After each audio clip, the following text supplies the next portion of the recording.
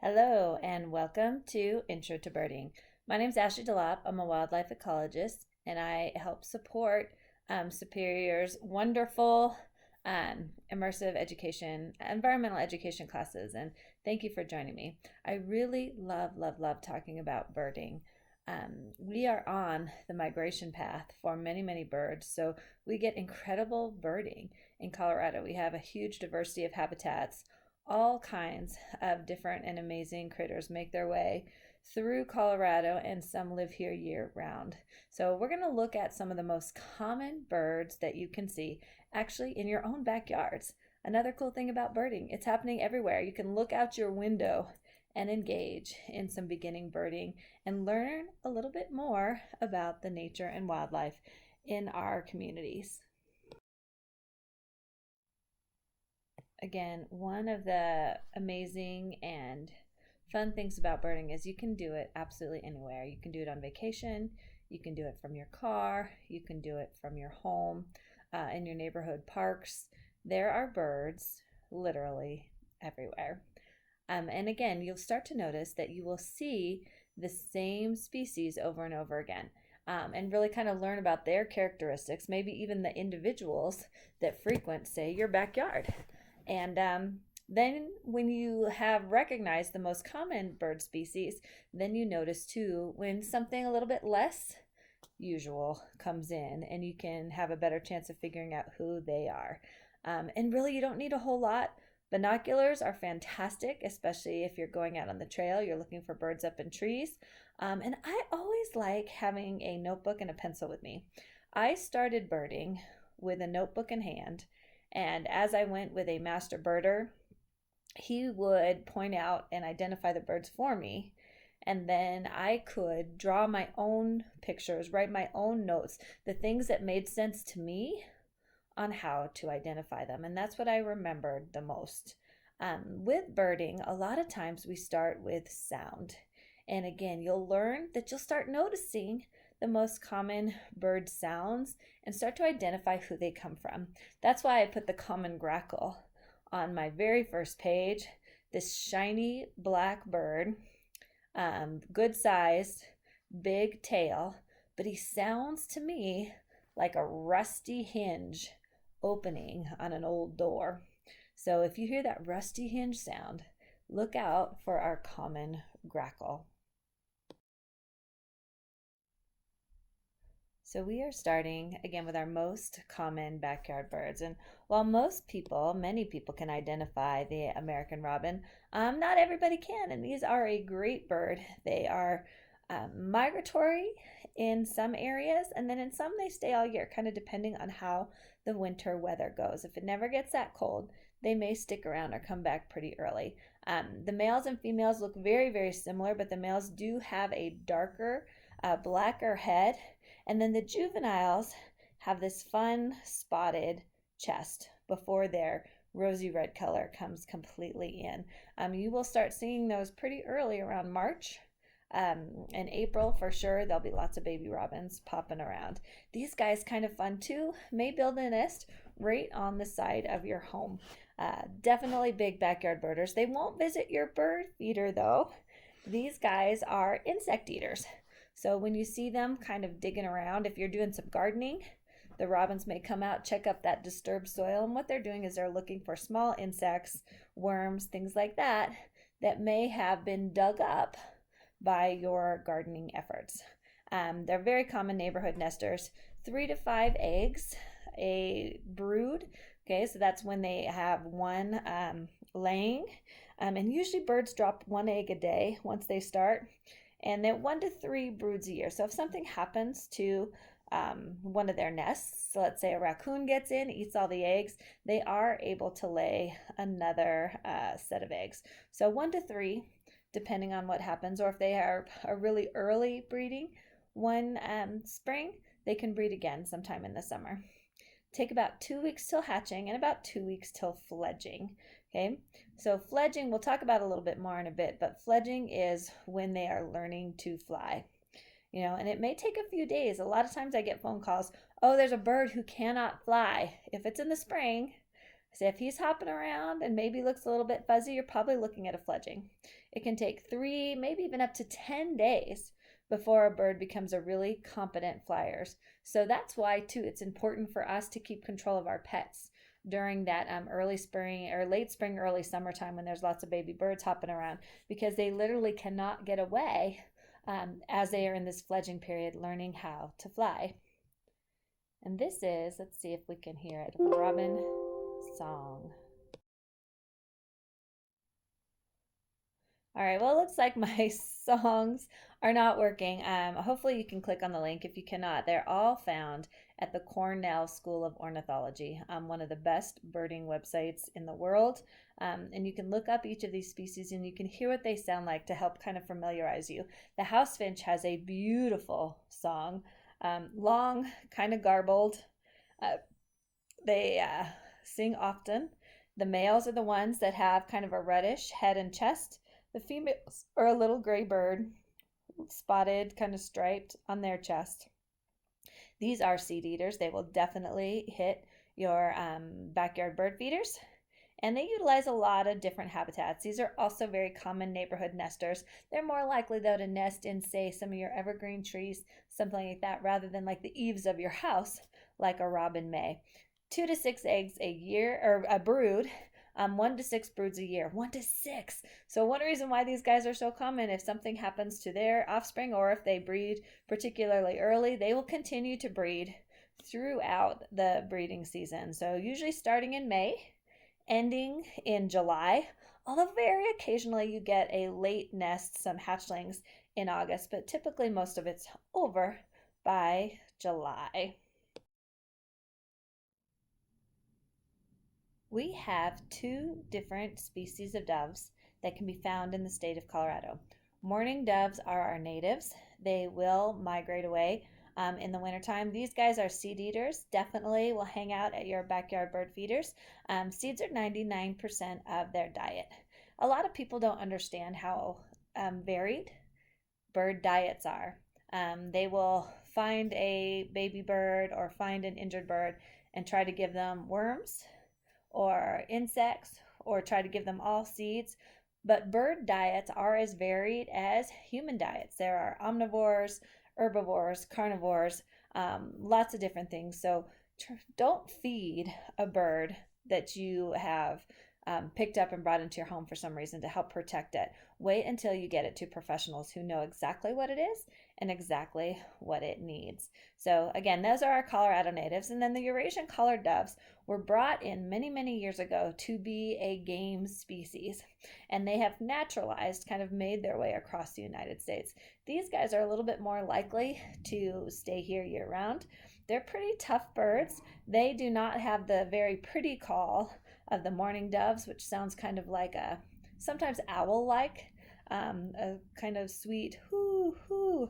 They have a little bit more rah, rah, for my not so great colored dove impression. But anyways, they do have a little bit more squawky, cocky kind of call, and they're about twice the size of the mourning dove. You can see, though, they have the white rings around their eyes. Both of them do, the big dark eyes, which helps distinguish them from pigeons. And the Eurasian collared doves, again, bigger, and then have this black ring around their neck where they get their name from. 2 common birds throughout the summer. The house sparrow is another common neighborhood and backyard bird, about the same size as the house finch, but these guys have these great stripes by their eyes, a nice dark brown spot for the males, and then a paler, kind of creamy white spot for the females. Strong seed-eating beaks. These guys will chomp up your seeds and have pretty brown speckled eggs. These guys will also build right in your backyards and around human structures. They are also a bird that is native to Europe and Asia and came over when people came over a long time ago and have really found a home here in the United States. So another naturalized, non-native species. They are omnivorous. They will also eat insects as well. They lay about 1 to 8 eggs at a time, 1 to 4 broods a year, and they'll use their nests about 3 to 4 weeks. One reason why I like to let you guys know how long they'll be using their nest for is sometimes birds build their nests in not so convenient places. Um, and you worry as birds are kind of flying around your head when they're young or sitting in the nest, and it can be kind of distracting. It can be messy.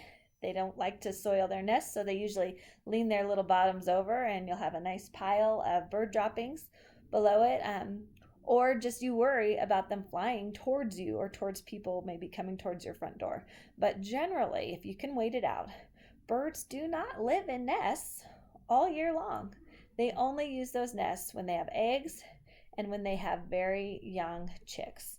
Once those chicks have fledged, have left the nest, that nest is abandoned, and that's a great time to remove it. Unless you want to give them the opportunity to brood there again. But if it's in a really inconvenient spot, give it a month, and those birds will probably leave on their own, and you can figure out a way to keep them from coming back to that same location. If they see an obvious barrier to where they were before, birds are adaptable. They will find someplace a little bit better and hopefully someplace a little bit more convenient.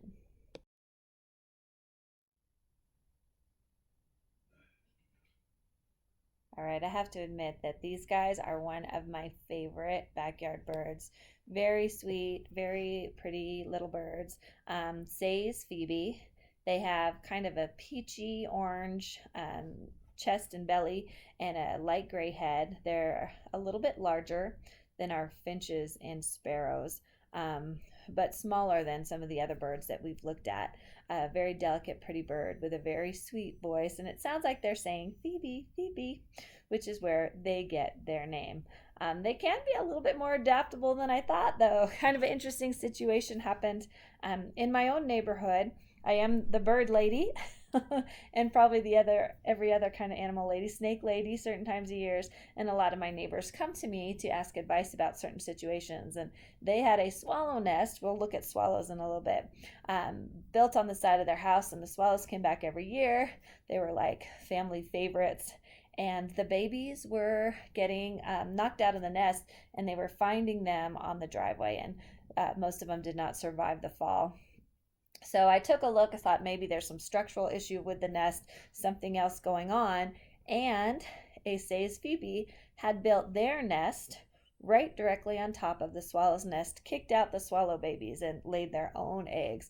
They liked that protected place. Phoebes cannot build their nests on the side of a structure like a swallow can. So they were at a good location for safety because snakes, raccoons, other animals like that would have a hard time getting to them. So, pretty interesting, adaptable animals. These guys have been around for a long time. The earliest Say's Phoebe fossils were over 400,000 years old. Birds are very adaptable. Again, can figure out all different kinds of situations, like that strange situation on my neighbor's house. These guys are not backyard bird feeders, they're insect eaters, and these guys will get the insects that are flying in the air. So you'll see some pretty acrobatic flights. They won't be digging around in the ground as much like the robins would. But look for these very pretty, sweet little birds that will figure out a way to survive for over 400,000 years.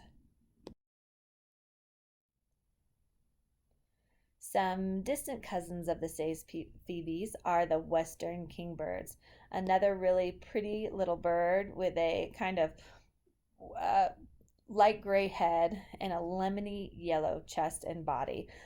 Also found very commonly in neighborhoods, in small parks, in around humans. They sound like dog squeaky toys to me when I hear them flying around. That's one of the first thing that clues me in. These are again also insect eaters, and you see this beautiful acrobatic flight as they catch those flies and mosquitoes flying around in midair. These guys are daytime feeders because kind of settle down at night versus those swallows that are going to be a lot more active as it gets dark, and then in the early morning as it gets light. These guys will defend their nests pretty aggressively, so these are definitely ones that will fly around your head if their babies are nearby, and then they'll come back every year to the same nest or nesting area. So it's kind of fun when you start to pay attention and see like who your resident neighborhood birds are. When they lay eggs, 2 to 7 eggs in the nest, and one usually clutch a year, sometimes two if something happens to the first one. So these are our pretty little western kingbirds. Another very common Colorado backyard bird, especially if you're near a park or a waterway, some kind of pond, retention ponds. These guys will live in the reeds there, are our red-winged blackbirds. They may visit your seeds. They'll eat some seeds. They're insect eaters as well, so kind of omnivorous birds here. The males are very striking, a very, very dark black with a big red and yellow patch on its wing. You can see it flying. They've got kind of a neat flight pattern. So once you spot them, see how they fly, and you'll start to recognize them from a farther and farther distance. The females, though, look very different from the males. They're busy protecting their babies, so they blend in much better. So the female is kind of a brown and cream and gray, striped and speckled, so that if she was in the reeds along a retention pond, it would be very difficult to see her. Okay, so they stay near the wetlands, and that's where they do their nesting. 2 to 4 eggs and 1 to 2 broods a year. And kind of an interesting thing, we talk a lot about the fidelity of birds quite a bit. Many birds mate for a season with the same male, and they raise the offspring together. Oftentimes, the same couple will come back together year after year. Some birds will mate for life. If you look at an animal like the Canadian goose, these birds sometimes will stay together as a mated pair for over 20 years. Red-winged blackbirds, not so much. These are the party birds of Colorado. When they look at the DNA of eggs in a female red-winged blackbirds, they actually see a bunch of different male donors. So they have kind of a different strategy of survival and genetic differentiation. So the female will pretty much raise the offspring by herself and will have multiple male donors to the eggs. So she'll have a little bit more diversity, and maybe that'll lead to a little bit more adaptability, which seems to be working because red-winged blackbirds are doing pretty well. Very, very common Colorado bird in our neighborhoods and parks. So this is one of our beautiful woodpeckers, probably the most different looking woodpecker that you could find. Woodpeckers in general are absolutely stunning birds. It looks like somebody with a very artistic eye hand painted these incredible things. These are the northern flickers. It's a medium-sized woodpecker, a pretty good sized bird. These guys are insect eaters, so a lot of times you see them hopping along the ground. Their very, very favorite food is ants. They have incredibly long tongues, longer than 2 inches, so they can reach those tongues into holes in the ground or into crevices in the trees to dig out their insect diet. This is a picture of a male and a female. The male is the one that has that little bit of a red mustache, I call it. And again, a very distinctive call. Once you've heard them a few times, then you start to hear if flickers are around. You often see them hopping around in the ground, digging that beak and that long tongue into the dirt, looking for ants. Flickers, though, it's kind of interesting, are a good indicator species of what's happening in our environment. An indicator species is something that when the population is impacted by environmental conditions, it's going to hit them first. And we can watch and learn from that and maybe address the issue before it gets to a larger level. Flicker populations are going down in Colorado and in much of the United States, and it's because of that ant-eating characteristic. Too many people are going out and spotting an ant and filling their yard up with pesticides.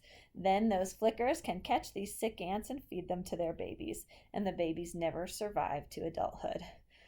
Pesticides outside your home, guys, are rarely, rarely needed. Now, I don't want ants in my kitchen any more than the next guy, but in my yard, they're actually a pretty good thing. Ants are great at excavating the soil. They're great at adding nutrients into soil, and they're pretty critical to plant growth in a lot of places. There was a great study done way back when, and I think it was by Cornell Ornithology School, where they irradiated, put radiation to a section of forest, and then they removed all the ants from another section of the forest. Both areas died, but the irradiated section actually came back quicker than the section where all the ants have been killed. The ant population was so critical to the health, and it's the health of our ecosystem. When you look at the big system, the health of our backyards, if you want your plants to grow big and healthy, leave the ants alone. It helps the birds as well. Um, Keep the ants out of your house, totally get it.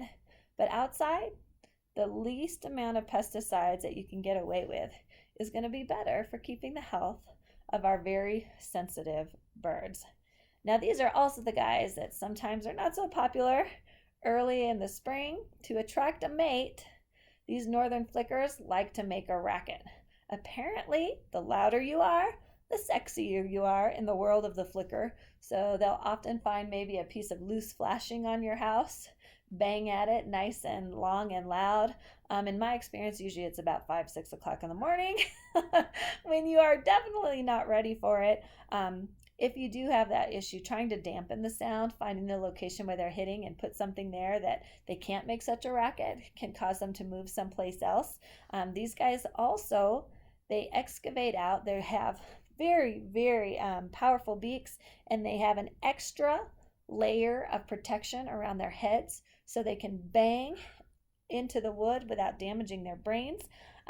They are built to carve holes out of dead trees in order to build their nest that they need, again, just for the time when they have eggs and small chicks. If all the dead trees have been removed from your community, they are desperately looking for someplace similar to build their nest in, and sometimes that is the dead wood we sheath our houses with. Putting a flicker box up on your house sounds very counterintuitive, but it can give them the place that we have removed from their environment what they need. And the trick with the flicker houses is you fill it with sawdust and actually put a thin layer of wood over the hole so it's not open. Let them dig their way into your flicker box every year, and that satisfies that biological impulse they have to excavate a tree. So you will have to do some maintenance on your flicker box. When they're done with it every year, you're going to have to clean it out, refill it up, and close it up again for the next year. But that can help protect your house. And then you also have these amazing birds nearby eating up all your ants, and eliminating the need for pesticides. They're also pretty territorial. They will come back every year. So if you get an established pair in your house, they will protect your house from other flickers. So anyways, things to keep in mind. This beautiful woodpecker is probably in your neighborhood, and hopefully hasn't caused an issue for it yet, but there's ways around it if they have.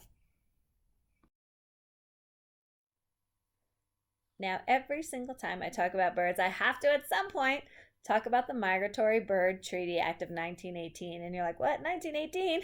That was over 100 years ago. Why do we care about that? Because this is actually still a very, very important act, and this is one of the best protections of birds anywhere in the world, and has saved the lives of hundreds of thousands of birds in the past 100 years. Back in the early part of last century, birds were disappearing at an unprecedented rate, and it was lots of different reasons. One of the main was bird use in fashion. So a lot of our larger wading birds, things like herons and egrets, were being collected by the thousands for ladies' hats. And it was insane how many birds disappeared in such a short amount of time. But naturalists and the government was watching and made this act to protect and stop this practice from happening. So the Migratory Bird Treaty Act makes it illegal to take, possess, import, export, transport, sell, purchase, barter, offer for sale any bird or its parts. So you cannot collect them for feathers unless you have a valid federal permit. This is for almost every native bird here in the United States. There are some birds that are not covered that we've talked about. The house sparrow, which is a European bird, is not protected by the Migratory Bird Treaty Act, as well as the Eurasian collared dove, even though it's got some protections now being a listed game species. But almost everybody else has benefited and been protected by this Migratory Bird Treaty Act. This is the law that says loggers have to pay attention to nesting season and not knock down hundreds of thousands of nests when they're taking down logs. This affects us in our backyards. Okay, I strongly discourage garden work where you're doing a lot of tree trimming or removal of trees from that breeding period, March, April, May, June. Just leave it alone. Let the birds use that material till it's done. The best time to clean out your yard to really do some serious like bushwork and stuff is going to be in the fall because these birds are protected. Now, the nests are only protected while being used by eggs or nestlings or adult birds. And contrary to popular belief, okay, again, I said it before, but birds only use their nests when they have eggs and chicks in the nest. Other than that, they kind of float around their territory, find great places to sleep every night, but they don't go back to those nests. So once the nest is no longer being used, you can safely and legally remove it from a particular area. So keep that in mind, having that little bit of patience and allowing those birds to breed in your yard makes a big difference to their population. And you do have mitigation that you can do once those birds, those babies, have left the nest.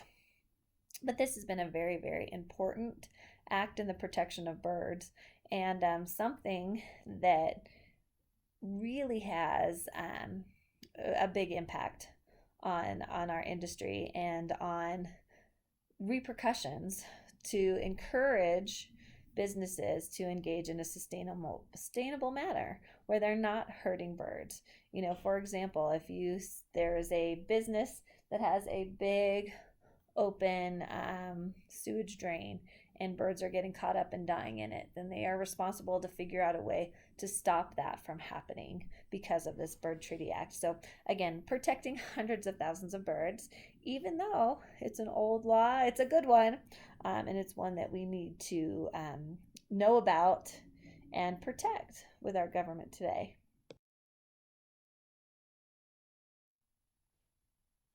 One bird who has been majorly impacted by the Migratory Bird Treaty Act was actually the Canada geese. Did you know these guys almost went extinct 100 years ago? Most people are like, no, stop, really? But it is actually true. These are one of the birds that inspired the Migratory Bird Treaty Act and definitely benefited from it. They are a very common bird today, but 100 years ago, they were being hunted. To the point where numbers were disappearing. They were also losing habitat. They were losing resting spots on their migratory paths were disappearing, so they weren't surviving migration. And the numbers went down so low that the Federal Wildlife Services collected as many Canada geese as they could find and capture, and they put them on farms to protect them and breed them to try and build that population back up. So that went on for several years, for a few years, where they bred captive Canadian geese with the goal of getting them back out in the environment.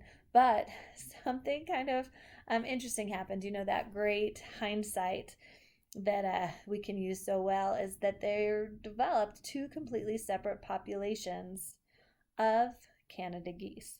Now, when they had enough birds that they felt like the time was right in order to put them back into the environment, they didn't want the same thing to happen again, where they were overhunted, where they couldn't find protected places to live and to migrate.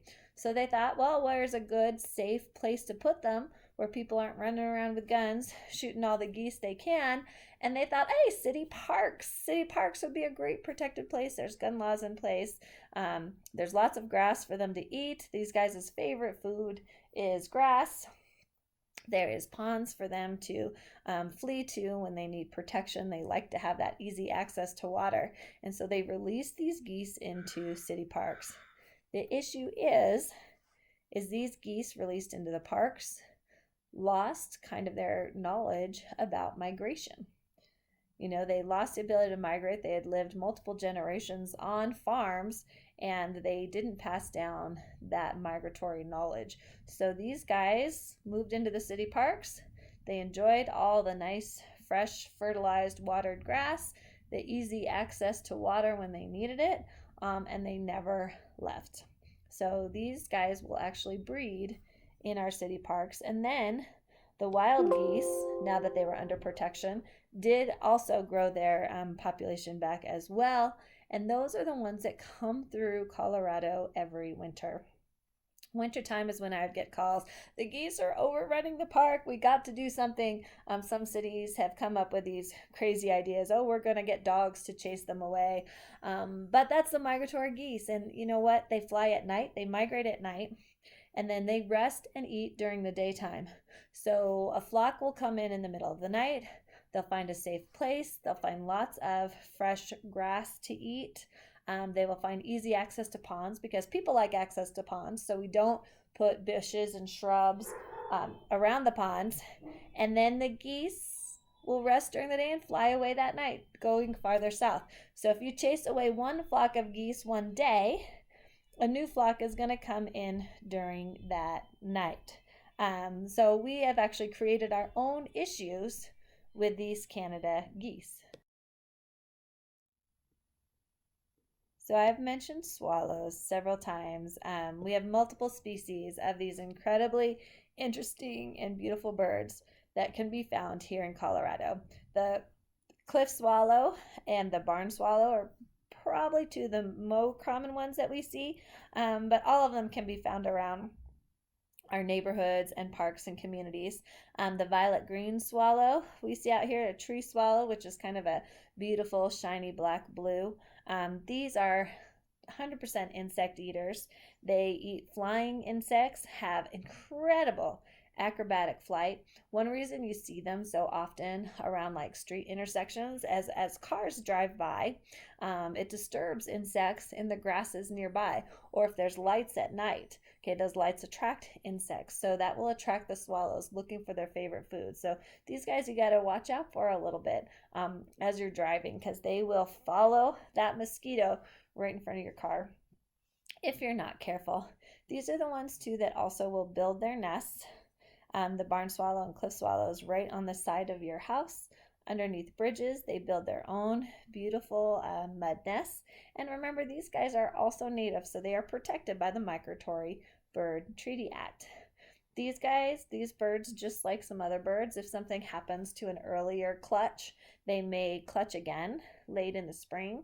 But they are, once they leave those nests can then be removed. And these are ones where I encourage people, if they have swallows that are building nests in inappropriate places, say right over your front door, and you don't want them there, as soon as you see them start building, or as early as March, hang up things like bird tape, which sparkles and moves in the wind, or balloons, or put an owl, plastic owl up there to cause them to build someplace else, because they're pretty persistent once they start building, and they will come back to the same place every year.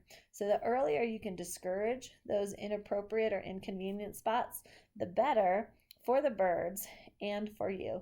But if you don't mind having them there, they're really kind of fun. You see them up close. They have beautiful songs. Also sound a little bit like squeaky toys to me. They'll talk at you when you come by, and people worry about them flying around your head. They weigh about the same as, say, a quarter.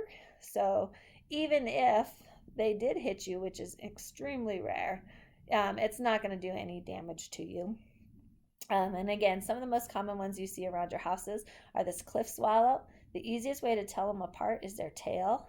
The cliff swallow has that kind of straight across tail versus the barn swallow, which has this long, beautiful, kind of winged tail. You could also look at the little white spot on the cliff swallow's head. That's harder to see unless he's sitting nicely. And then the violet green has these incredible colorations. They really sparkle in the sunlight, as do the tree swallows with this pretty iridescent kind of blue. But these guys are amazing insect eaters, and there has been multiple studies showing that they have a big impact on our mosquito populations, which helps actually not only keep us from being irritated by mosquitoes, but helps with health issues as well, as mosquitoes can pass on some pretty nasty diseases to people, things like Nile disease.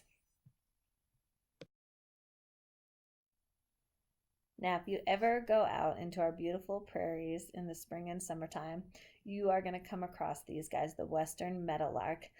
Every painting of a prairie is going to have a meadowlark somewhere on there. This is kind of our iconic bird of the western prairies. They have this beautiful, brilliant yellow neck, chest, and belly with what I call like a black necklace that goes around it. Looks like their Ruth Bader Ginsburg collar on there with a nice shiny back, and they have the most incredible voices. They will sing to you over and over and over again throughout the spring and summer. When they are out of breeding season, though, they actually camouflage pretty well. They will spend a lot of time down on the ground. They are insect eaters, and you may not see them quite as commonly. And these guys, too, a lot of times, if the winter is pretty mild, will stick around all year, or they may migrate south if we have a really rough, snowy winter. Um, they are ground nesting birds. People are like, wait, what? There is actually a significant amount of ground nesting birds here. So, in that spring and early summertime, I strongly discourage people from mowing native grasses. You never know what's hiding in there. You don't have to mow them, they don't need to be mowed really ever. If you do want to mow them, wait though until the fall when after these birds have left their nests and abandon them. But rabbits as well are ground nesting, western meadowlarks, even things like turkey vultures build their nests on the ground and can be disturbed, and we can destroy nests pretty easily with some unintentional mowing and things like that.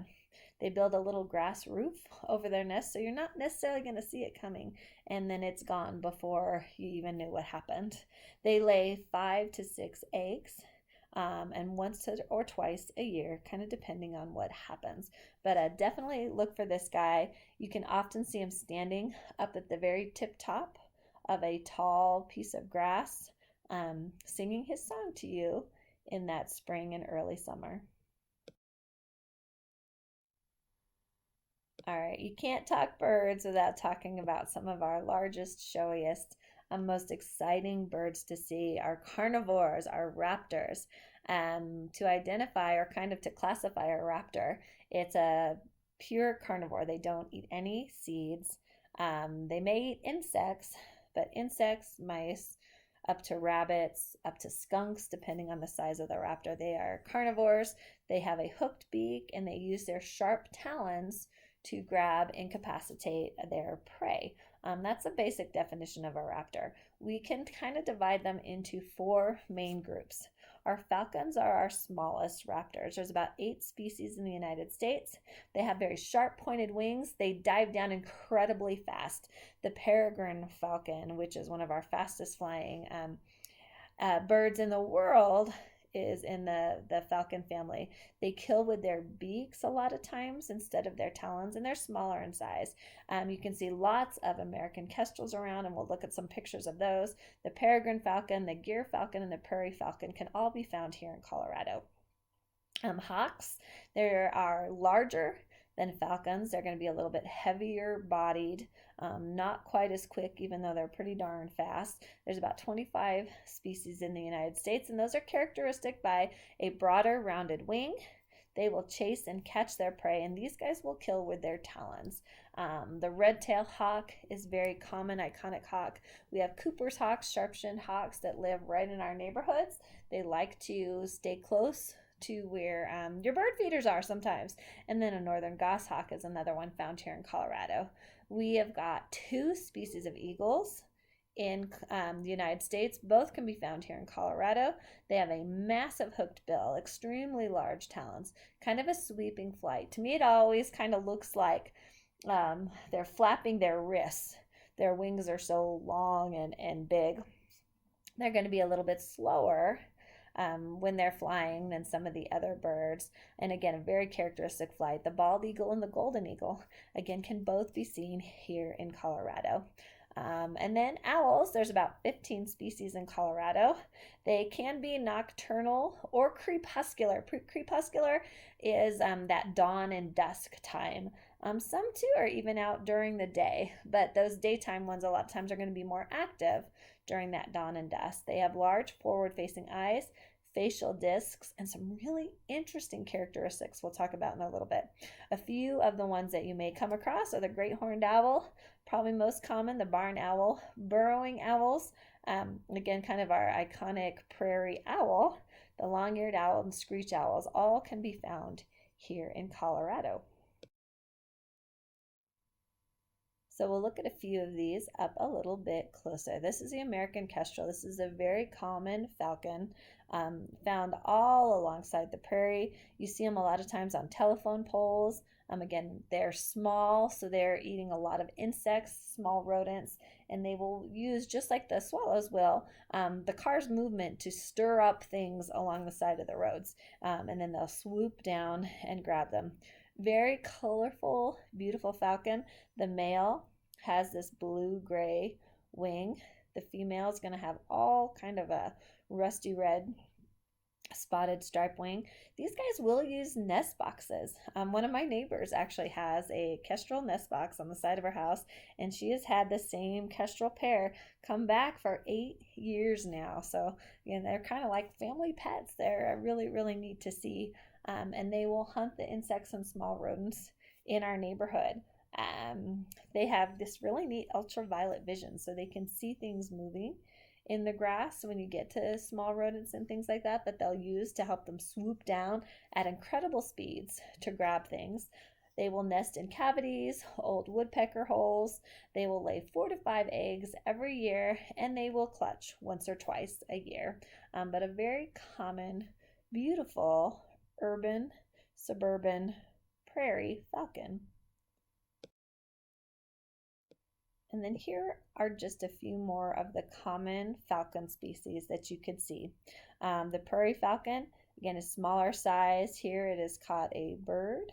It looks like maybe a starling on there or a sparrow. So it could be a bird eater, also a small rodent eater. But the smaller the falcons are, the more likely they're going to eat smaller things like insects and birds. The peregrine falcon, these guys will nest in all kinds of crazy places. They're the ones that will infamously nest right in a window box on a 10-story building. And they do very well in urban suburban areas, catching insects, birds, and rodents. And then the gyr falcon, a little bit less common to see, but a beautiful bird. Lots of white and brown, and again, a little bit smaller than a hawk, but a little bit wider bodied than some of our other falcon species. Now, our probably most common hawk in not just Colorado, but across the United States is our red-tailed hawk. They're a pretty large common hawk. They weigh about 3 pounds. I know 3 pounds doesn't sound very big, but you got to remember birds have to stay light in order to fly. So about 3 pounds in size. They use a mated pair. They'll come back to the same nest every year. So again, as you kind of watch what's happening in your neighborhood parks and favorite hiking places and things like that, you'll start to get to know some of these iconic birds. And these neighborhood birds. They'll use the nest for a little bit longer than some of the songbirds will, about 2 to 3 months. You'll start to see chicks in May. And they stay with their parents a little bit longer. The red tail doesn't really develop until about a year old, but you can identify them when they're flying by the brown stripe across their chest. If you're looking up and it looks like the hawk has kind of a belt on, you're looking probably at our red-tailed hawk, even if it doesn't have its iconic red tail quite yet, because those don't develop until they're fully grown at about a year. And kind of a fun fact about the red-tailed hawk is anytime you see any kind of bird of prey, raptor in a movie, it's the red-tailed hawk song they use. They kind of use it for an eagle noise a lot of times, that rah, rah, but it's a red-tailed hawk. Eagles don't sound like that. They actually have kind of high squeaky voices sometimes. So anyways, the red tail song, check it out at Cornell Ornithology.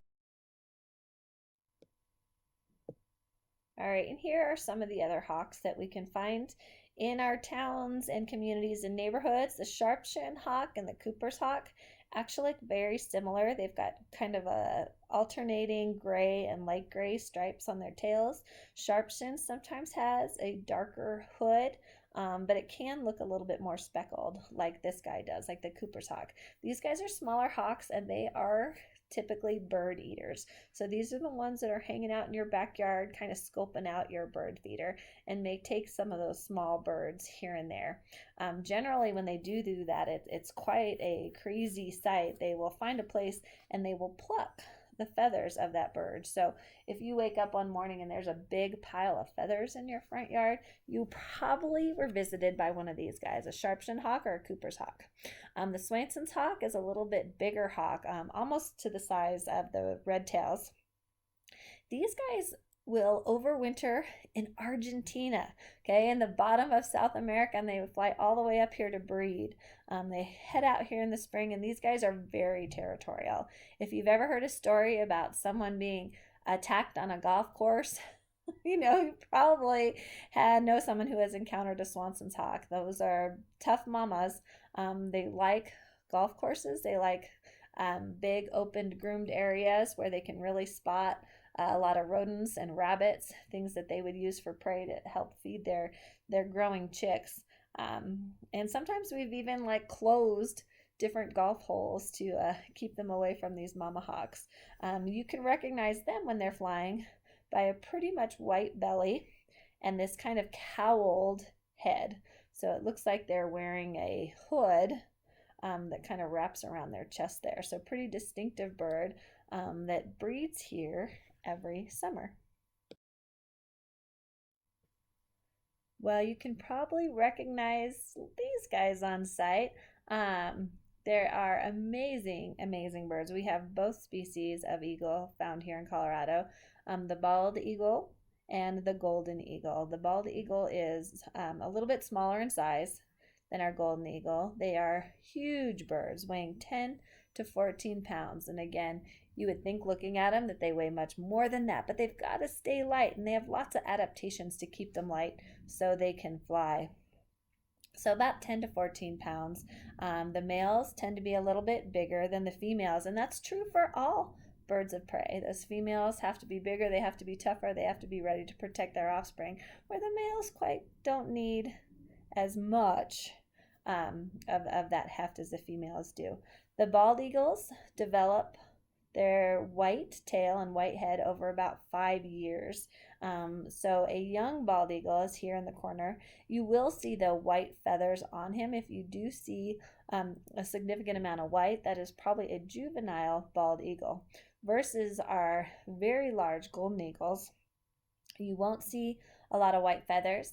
And you can also see they have these long feathered legs. They have feathers that go all the way down their leg, almost like they're wearing a pair of pants, is one of the easy ways to distinguish the bald eagle and the golden eagle. These guys are mighty hunters, and actually a lot of people call them the pirates of the raptor world. They will take food away from some of the smaller birds, smaller, faster birds. When they've caught it, they will use their bulk and their kind of intimidation factors to chase away smaller birds from their prey. Kind of neat thing to see. And again, very, very distinctive flying pattern. When you spot an eagle, really try to watch it fly. And once you kind of recognize that kind of wrist bending, because those wings are so incredibly long, then you can spot them from really quite a big distance away. They also build huge bird nests. Some of the biggest bird nests were 6 feet across and 4 feet tall. They will also come back every year to the same place.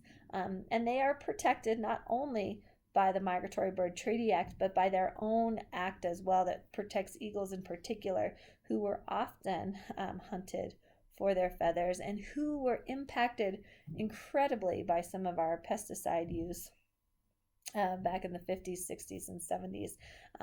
Things like DDT that thin the shells of eggs. So when they were eating animals, okay, because these are pure carnivores that had been impacted by or ingested DDT on the plants, they incorporated that DDT or that pesticide into their systems, and when they laid eggs, it made their eggs thin-shelled. So when mama goes to sit on them and keep them warm, the eggs would just crush underneath her. And we did lose hundreds of thousands of bird of prey that way, with kind of this pesticide use. That's called bioaccumulation.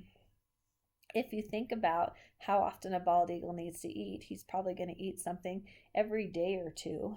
And if he eats, say, 7 rabbits in the course of a week, and 5 of those rabbits were eating plants that were covered in pesticides, then he gets the accumulated pesticide from each of those 5 rabbits. So he actually is going to be more impacted by pesticide load than each of the rabbits were. And the repercussions get kind of bigger and bigger through there. So again, something to think about when we're considering pesticide use in our own homes and communities. So these big, beautiful guys are probably our most common owl that we come across out on our evening walks, or hooting on our ceiling, on our rooftops in the evening. They are very early breeders, so you start hearing them as soon as December and January, where the males and females start that flirting and that communication and some of those territorial displays. They're going to have babies in the nest as early as February. Kind of fun. And again, they will nest right in your local park, sometimes in the trees in your backyard, and they show all the great adaptations that owls have. They have these huge eyes that have a mirror in the back of them called a tapetum, which makes them great nocturnal viewers. The light goes into their eyes and it bounces back again multiple times, so they can use one ray of light more than once. And that's common in many nocturnal animals. When you see that eye shine, that is from that tapetum, or kind of a mirrored structure in the back of their eyeball. They have those facial discs that guide sound back into those ears. And you would think the ears are those tufts on top, but those are actually built for, those feathered tufts, for camouflage, to help break up their silhouette when they're in a tree, make it harder for them to be seen. Their ears are lower down on their head, and one is up top facing upwards, one is lower closer to their neck. They're not straight across from each other like our ears are, and that allows them to triangulate sounds. Owls are not as fast as their daytime kind of components, the falcons and the hawks and the eagles. They are not nearly as fast. They are built through slow, silent flight.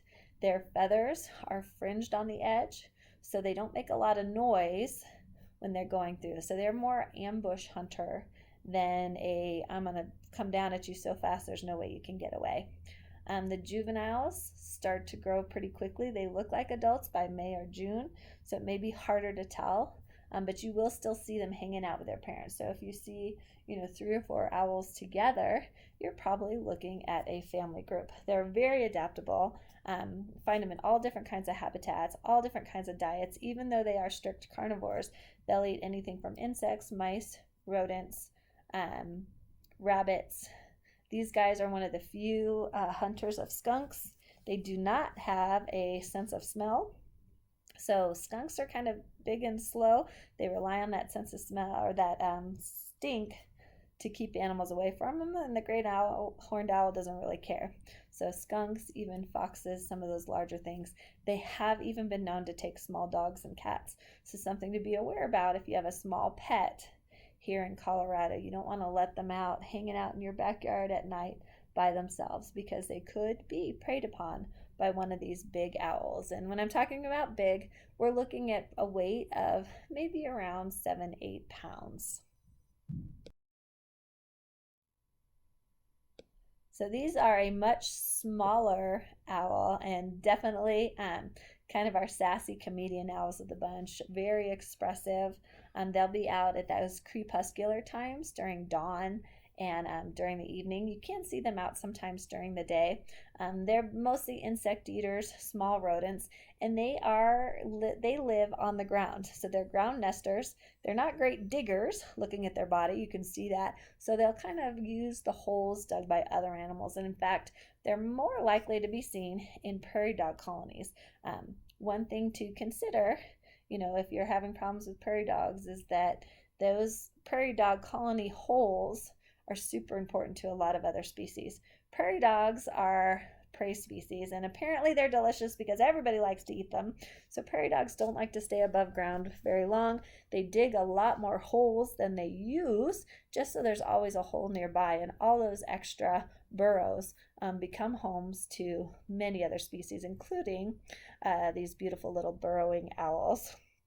They lay 2 to 12 eggs a year, and they will actually kind of decorate their burrows. They'll pull things like dung and so forth into their burrow or along the edge to attract insects and small animals.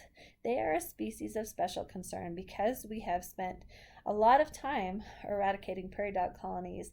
One of the side effects of that is we have eradicated a lot of other species as well, including burrowing owls. So their numbers are going down, and they do have some special protections right now.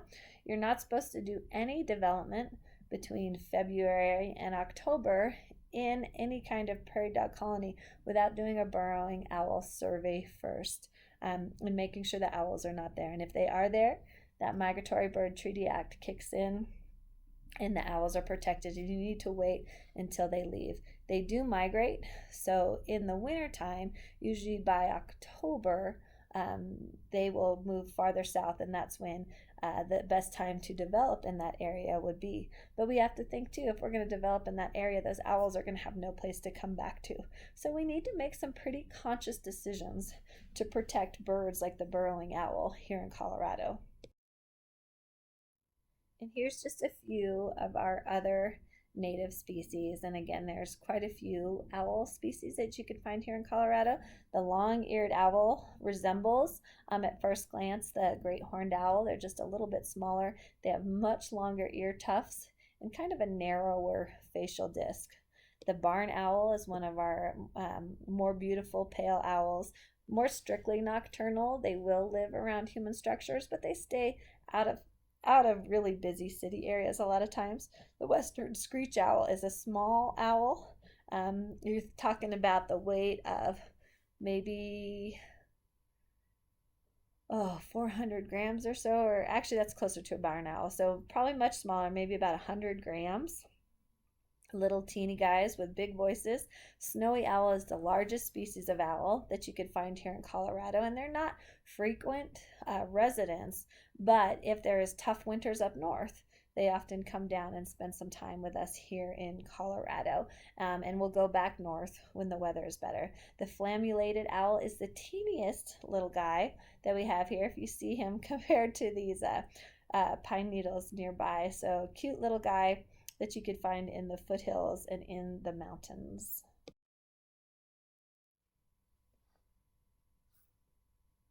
So this is really truly just a teeny sampling of some of the birds that you can find in our neighborhoods, in our parks, in our open spaces here in Colorado. We'll finish off with this beautiful oriole, brilliant orange. These guys make super cool basket nests, and they'll build a brand new nest every year. So you kind of see these kind of remnants hanging around in trees. Neat birds in there. And again, one of many that you can find just taking a look outside. I've put some resources up here. There's some great books. Online is the Owl About Birds. That's the Cornell School of Ornithology website. Some easy pocket books that will show you the huge majority of birds that we have.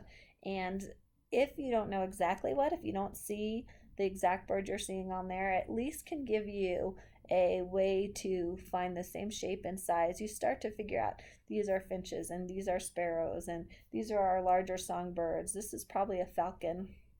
And the more you look, the more familiar you'll be with what we have around, and can help you find the more unusual birds that you may spot out on your daily walks or hanging out in your yard. But definitely engage in some backyard birding. It's a great way to connect with wildlife in our own communities. As always, let me know if you have any questions, comments, stories to share. I love to hear from you, and I love to share my love of our Colorado wildlife with you. So have a wonderful day, and check out some more of my presentations online. Bye.